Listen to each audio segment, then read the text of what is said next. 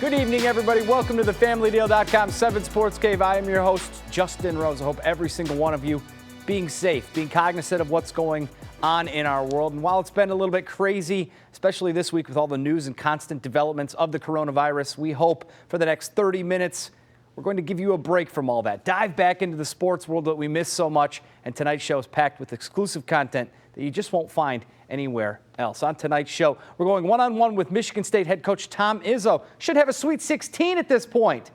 Well, we'll talk about what he thinks his team might have done should there have been an NCAA tournament this weekend. We're also catching up with this guy, former Spartan quarterback Brian Lewerke. He's preparing for the NFL draft, but he tells us about his training in a new world where normal workouts have been set aside. Well, even though no live sports are going on at the current time, the NFL schedule still is working. The NFL free agency has begun, and the Detroit Lions are in the mix. Want to bring in now our Detroit Lions beat writer from the Detroit Free Press, Dave Burkett, joining us via his home. This is kind of nice for you to work from home, isn't it, Dave? Not much different than it is usually this time of year, though. I do have the kids around. The wife's working from home, so it's a little busier around these parts than usual. They probably give you great insight on all the moves that the Lions have been making, no? Who? What? I mean, usually it's TV going on or Nintendo Switch or something going on in the background. So my daughter bouncing a basketball around. There's always some sort of background noise.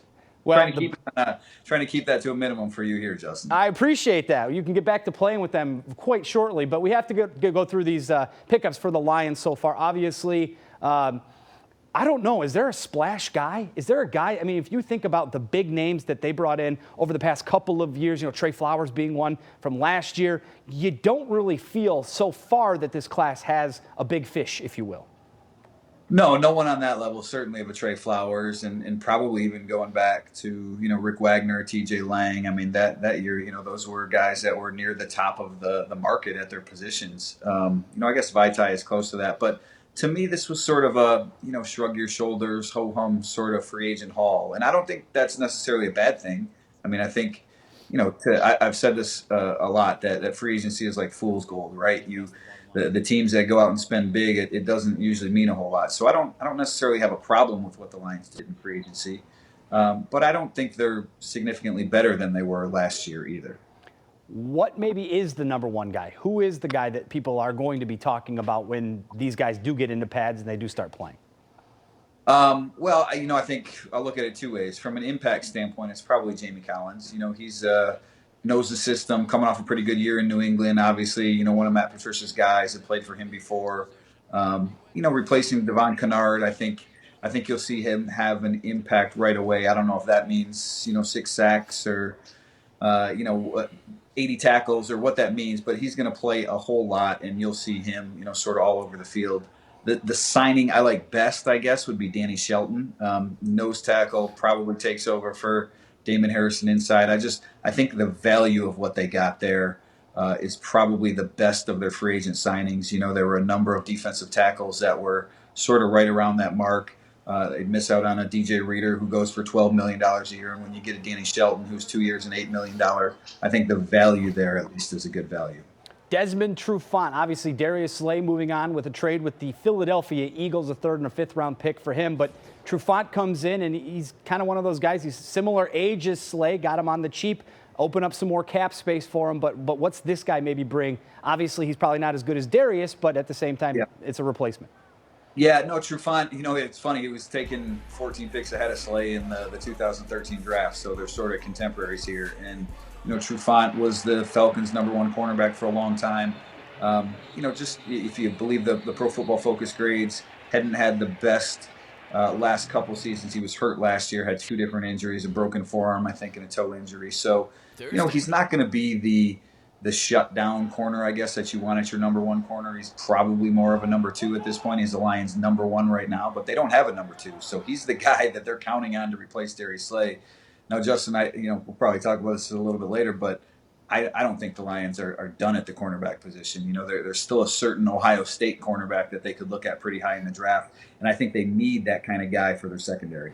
Yeah, that was going to be where I was going to go to next, because they bring in Chase Daniel. Obviously, he's a guy who's going to be a backup quarterback for Matthew Stafford. Stafford is the number one guy, will continue to be until that changes dramatically. But what does this do for them at 3? Obviously, does this scare teams that they are not going to take Tua Tagovailoa over at 3? Are they still considering that as an option so they can trade back to get Okudah, which you just mentioned? I mean, that signing is one that made a lot of Lions fans scratch their heads going, what exactly is the play here? Well, they need a backup quarterback, I guess, regardless, and especially coming off last season. So Chase Daniel, certainly been around the league quite a bit, veteran insurance policy. I don't think it has an impact one way or another on what they do at 3 and whether they're truly interested in Tua. I've said all along, if Tua is healthy, if your medicals check out and your scouting reports check out, that he is the type of prospect that we in the media have built him up to be, then I would have no problem with the Lions drafting him at number 3, letting him sit for a year. The recipe for winning in the NFL now is having a cheap young quarterback and building the rest of your roster. So I would have no problem if they do that. I don't think they're doing that by any means. I think, and that doesn't mean they're not going to be able to trade down. I think there will be a good trade market. I just think, they need a defensive playmaker. Whether they stay at 3 or move down, I think they should have some opportunity. Both the Dolphins at 5 and the Chargers at 6 really need a quarterback. I could see both of those teams going up to get one. We'll see who they if given the situation in our world right now, if they're going to have enough on Tua's medicals to want to move up to get him, or if they like Justin Herbert. Regardless, they both need a quarterback. I think the Lions at 3 will be in a prime position to deal down, and if they don't, my mock draft today had him taking Jeff Okudah. I think it's either Jeff Okudah or Derek Brown. We're going to have so much time to talk about this NFL draft because we could talk about it all night. I do want to move on. Darius Slay, obviously in the news. He's moving on to Philly, as I mentioned. But his comments afterwards, things are starting to continue to come out with former Matt Patricia players that are not so great for Matt Patricia. You talked to him. His comments obviously very unsavory. Patricia making some comments that were not fit for TV, obviously, to a player. Now it is, if you will, locker room talk. But at the same time, not a good look for Matt Patricia. No, not a good look. But, I think, and yeah, absolutely. I mean, look, football's a different culture, but maybe it shouldn't be, right? You shouldn't talk to a player like that. And, I think especially when you come in and you have to, you really, no matter who you are, you have to earn that person's respect. So, that didn't happen with Slay. Slay did say that Matt Patricia had that he and Patricia had a more solid relationship year 2, but that things had gone south enough in year 1 that it was still unsalvageable. And, really, look, 2 things, I guess. Patricia, he's admitted that year 1 was a rough year for him and that he made some changes. He had to get his culture in. Year 2, he sort of took his players' views into account more. I think things had gotten a little bit better there. Things on the field weren't better, but in the locker room, there was a little more harmony. But regardless, this was a move that had to happen. The trade had to happen. Obviously, Darius Slay, he didn't respect Matt Patricia anymore. That's not something that you can have when your best player, one of your 2 best players on defense, doesn't do that. And then from his standpoint, look, he wanted to get paid. That's really the bottom line of this. And the Lions weren't going to give him the contract that he wanted. So he engineered a trade out, helped engineer a trade out, and he got the money he was looking for in the role he was looking for with a pretty good team in the Philadelphia Eagles. Yeah, he was one of my favorite guys in the locker room, at least. I know a lot of media fans feel the same way about that. Good Guy Award winner this year. So. Yeah, exactly. Well, we'll miss Darius on his next adventure, but you said earlier, we don't know if the Lions really got themselves that much better. Free agency obviously is not over at this point in time. Draft is coming up. What did the Lions need to do in the next month or so before the draft to kind of see where they're going? Because I still feel like fans are not quite sure what the front office and Patricia are kind of putting together at this particular junction in time. Yeah, look, I don't know that there's many more moves out there for them to make. I mean, certainly there's still some players who will contribute in 2020. I mean, Jadeveon Clowney being the biggest name. I don't expect the Lions to be in the mix there. But what they need is they need some help in the secondary at cornerback, because whether Trufant is your 1 or your 2, you don't have somebody to pair with him right now. I mean, Justin Coleman, good slot player, but you still need another cornerback. And they still need some help on that defensive line, to me. I mean, I think they've added some good players in Danny Shelton and Nick Williams, but they still need a difference maker up front. And that's why I say Okudah or Derek Brown. I don't think the Lions can go wrong with either one of those players. They're both in the same caliber prospect. In whoever they end up with, whether it's at 3 or 5 or 6, I think that player is going to have an immediate impact. Just in the other position, look, offensive line. I mean, I guess Terrell Crosby might be who you slot in at the right guard spot now, but I think they still could make an addition at a veteran sort of offensive lineman, stopgap player that could be there. And then they need a backup at running back and a backup at wide receiver. The draft is deep in both those positions. So maybe Devonta Freeman's a name that they've reached out on, former Falcons running back, but maybe, the draft is where you hit both of those positions. Yeah, we're still waiting for Bob Quinn to have a full, complete draft with players that continue to contribute and excel. We'll see if that happens. All right, game on. Tell your daughter it's fine. She can get the basketball back out. Dave, thank you so much for joining us. We will talk to you very, very soon. All right, coming up next, sitting down with Tom Izzo. He should be potentially in the Sweet 16 at this moment. He's not. No one is. Anyways, I caught up with him earlier this week. We'll have that chat coming up next here on the FamilyDeal.com 7 Sports Cave. Stay with us.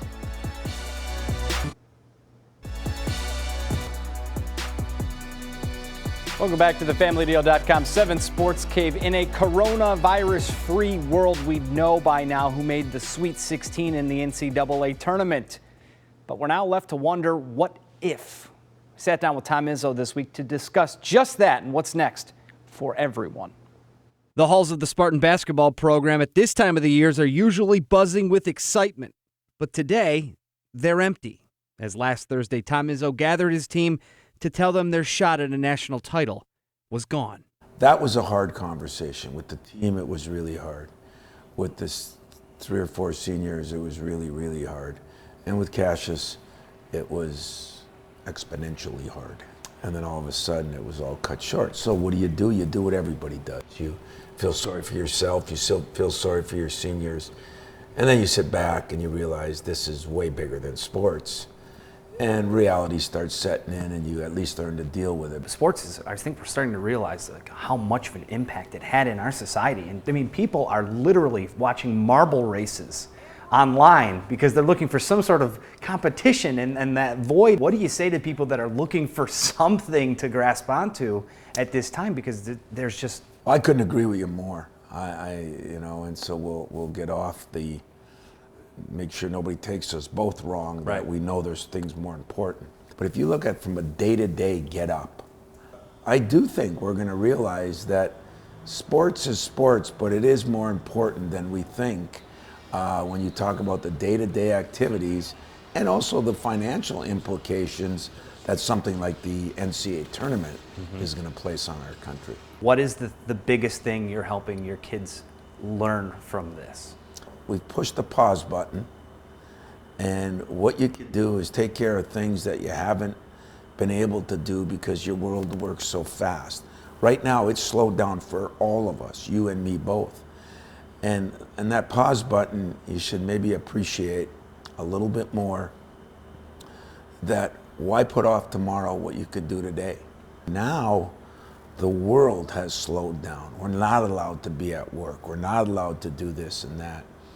It's a real pause button, and hopefully all of us will become better for this tough time we're going through.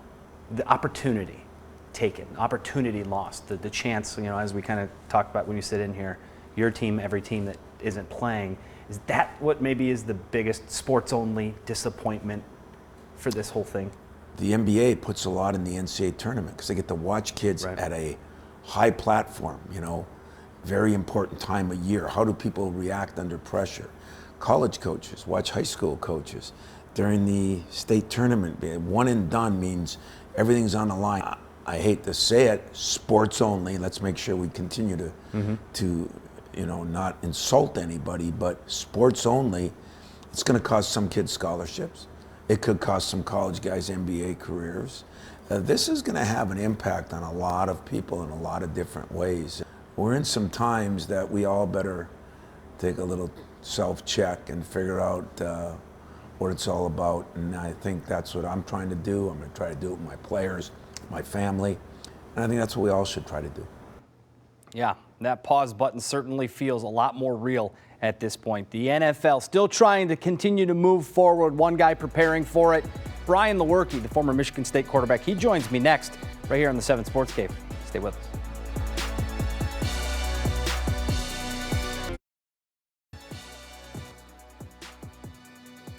Welcome back to the FamilyDeal.com 7 Sports Cave, the NFL Draft. We talked with Dave Burkett a little bit earlier. Another quarterback, a guy you've seen around here for the past few years, Brian Lewerke, former Michigan State quarterback. He's getting ready, fresh off an NFL Combine appearance. Brian, what's going on, man? How you doing? Pretty good. How you doing? I'm not doing bad, trying to stay safe during this unprecedented time. I mean, how are you dealing with this? Because usually this is a time where athletes such as yourself are meeting with agents and teams and working out outdoors and whatnot, and you guys are kind of on your own. Yeah, it's weird. Obviously, our pro day got canceled, so I wasn't able. I was kind of looking forward to doing that. Just, every college player that's like an experience you want to go through. But I've just been chilling. I've had a couple calls with teams after the combine, just talking with them, as obviously we're not allowed to go to their facility and they can't come here. But it's been solid so far, just trying to make myself busy. When you talk to teams, how are they talking to you about this process? Because everybody's going through it for the first time together, so it's not like anyone's had any practice of saying, hey, we like you, we'd love to see you, but we can't. Is that kind of what you're hearing? Kind of, yeah. And, when they call, it's just more to talk football, and they want to know how smart you are with football. If you have any off-the-field issues, obviously I didn't have any when I was in school, so it's pretty easy for me to go through these talks, and I feel like I'm a smart guy, so I can talk my way through the football stuff too. Take me through that combine. Was there one of the events that you were super excited about, maybe nervous about? That 40 yards comes to mind. Were you a little nervous when you were getting down ready for that one? Honestly, no, not too much. I thought I was going to be more nervous than what I was. I was definitely nervous to throw, but I think I did pretty well in that. Obviously, wanted to run a faster time on the 40, but I think my game scope shows that I got some good game speed. So what are you hearing from these NFL people? What do they like about your game? How does the college game for you translate to the next level? I've heard from a lot of guys whenever we go over play stuff. They ask me. It's basically to see how quickly you can regurgitate information to them. Like they'll go over a play and then talk about other stuff, and go back to the play and see how much you remember from it. And Michigan State taught me a lot about pro-style offenses, and I think I'm very prepared for it.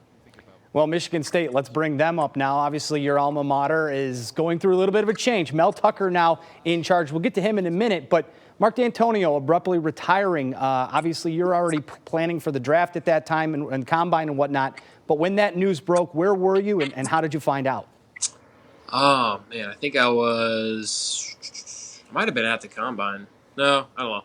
I'm not sure exactly where I was, but, one of my friends texted me and said, I think Coach D might be retiring today. I'm like, no way. Because I definitely was not expecting it this soon. But it was definitely a shock for us, and I wish him all the best. He actually called me when I was at the combine just to chat and to talk for a little bit. And it was really good to talk with him again. He misses all the guys, he misses the players, football. So he's excited to be in retirement and just kind of do his own thing now. What did he mean to you? He meant everything. He was the main reason I wanted to go there.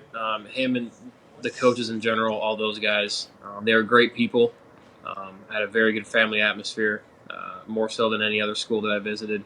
And he was a guy that stuck with me through the tough times and through the good times, and made me his guy there.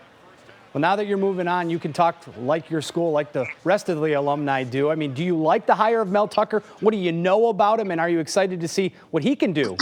Yeah, I like it. I think there's a couple guys from Colorado. I was down training in Colorado for the draft, and there was three guys from the University of Colorado, and all three of them said that he was a great coach. They loved having him there.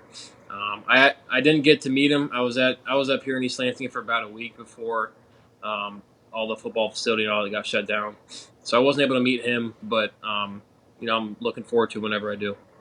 What do you think? Do you think they're going to have a rough go at it in their first year under a new head coach? I mean, you guys had a lot of graduating seniors and juniors are taking over, but yeah, it's going to be interesting. Do you think they're going to struggle next year, or do you think they're going to be all right? I think they'll be all right. I think he's a good coach. Obviously with what's going on right now, they're going to lose a lot of valuable spring practice, and especially with a new coach, that's going to be really tough. But they're doing the FaceTimes and basically having team meetings. A couple of guys were talking about team meetings and position meetings and all that over FaceTime, kind of like we're doing right now. So they'll be learning the plays, making sure they get everything down pat, and I think they'll be solid next year. All right, I got a quick fire for you. What was your favorite play you executed during your time at Michigan State? Favorite play? Probably the 14-yard run for a touchdown against Michigan. Okay. It was my first year starting, first road start, and it happened to be at Michigan, and obviously that was the second touchdown we scored. So that was a really good feeling. Best memory from a win? Best memory from a win? Either that one or probably Penn State 2018. Mm-hmm. Winning that one in the last couple seconds on a last-second touchdown. That was really cool.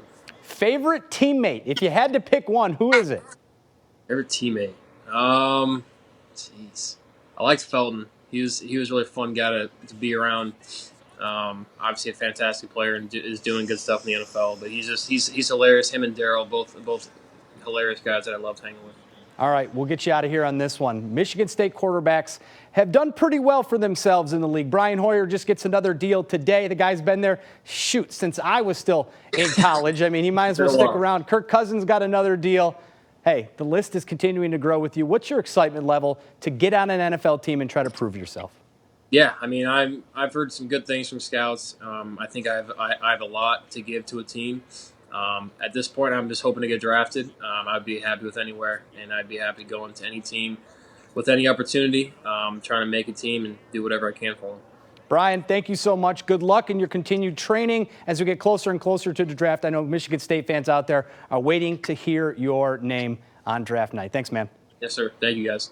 All right, coming up next, a few of my final thoughts. That's here on the FamilyDeal.com 7 Sports Cave. Stay with us.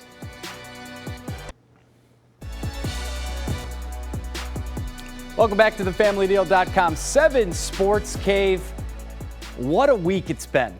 I don't know if you've had a chance to kind of look around and stop and smell the roses, but it's been tough. Obviously, no live sports has really changed the way many of us go through our daily lives. John Neo from the Detroit News wrote an outstanding article. I implore you to go take a look at it, talking about the impact of youth sports. Maybe we all should take a little bit more of a pause these days as we have the time to do it.